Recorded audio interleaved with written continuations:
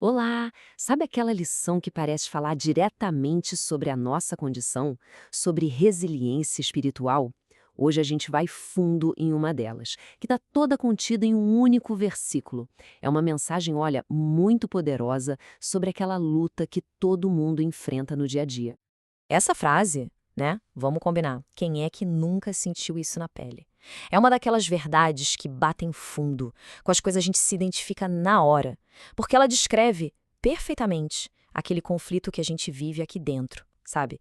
Entre o que a gente quer fazer e o que a gente realmente consegue. Beleza, mas aí fica a pergunta, né? De onde que veio essa sabedoria toda? E mais importante, o que que ela significa para nossa vida hoje? É exatamente isso que a gente vai explorar agora. Vamos lá na origem para entender a aplicação dessa lição que, olha, nunca sai de moda. Para começar, vamos direto na essência da coisa.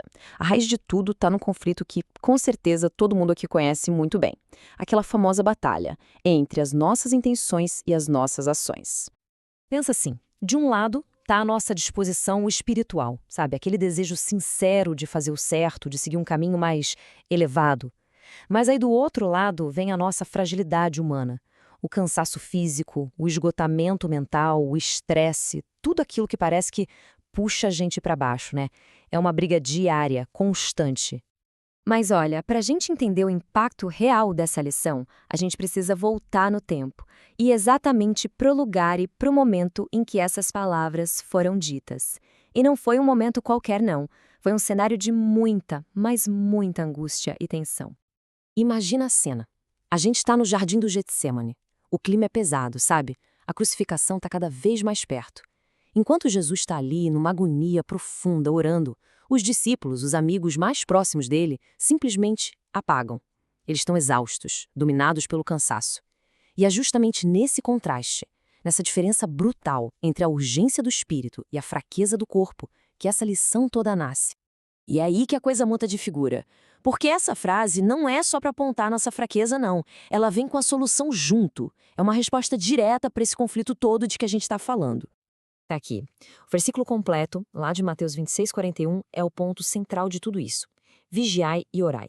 Pensa nisso como a fórmula, a instrução divina para a gente conseguir lidar com a nossa própria fragilidade.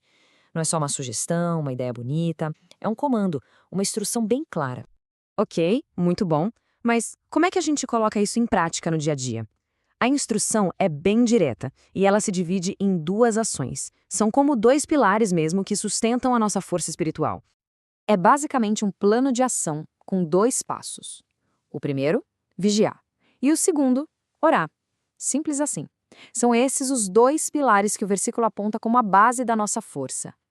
Vamos dar uma olhada em cada um deles com mais calma. Então, quando se fala em vigiar, não é no sentido literal de ficar sem dormir, claro.